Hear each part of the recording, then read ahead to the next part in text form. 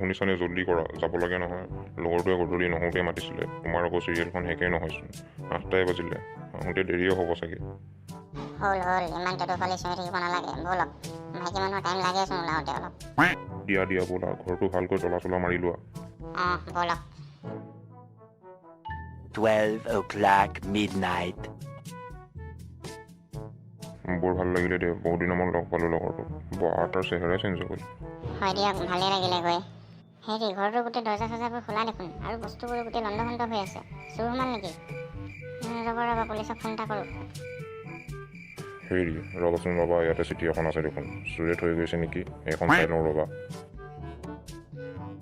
পঢ়কচোন, চুৰে কিনো লিখিছে। ৰ'বা পঢ়ি চাওঁ। শুনি যাবা।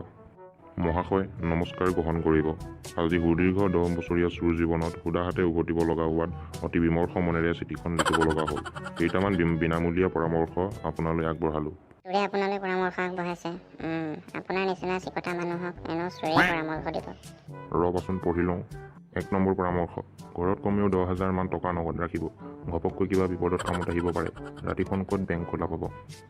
টিভিটো সলাবৰ হ'ল, ইমান গধুৰ লৰচৰে কৰিব নোৱাৰিলোঁ। আজিকালি পাতল চেপেটা টিভি পায়, সেয়া কিনিব। চুৰেও আপোনাক লাজ দিছে, দেখিছে? হ'ব, বেছি কথা ক'ব নালাগে। 3 নম্বৰ পৰামৰ্শ, পানী খাইছে কলহত থৈ, পিছে ভাত খাইছে প্লাষ্টিকৰ প্লেটত। কাঁহৰ কাঁহী ব্যৱহাৰ কৰিব। স্বাস্থ্যৰ বাবেও ভাল আৰু বেচিলে বজাৰত দামো পোৱা যায়। বহু চেষ্টা কৰি আলমাৰীটো খুলিলোঁ, কিন্তু থ'বলৈ যদি বস্তুৱে নাই, সেইটো জেগাবন্দী কৰি তৰঙাই থোৱাৰ কি প্ৰয়োজন? মানুহজনীক 2 এপদ আচল সোণৰ গহনাও দিবচোন, বিপদৰ কামতো আহিব। সঁচা কথা কৈছে চুৰটোৱে, আচল সোণৰ গহনা এপদো কিনি দিব নোৱাৰিলে আজিলৈকে। তুমি মনে থাকাহে।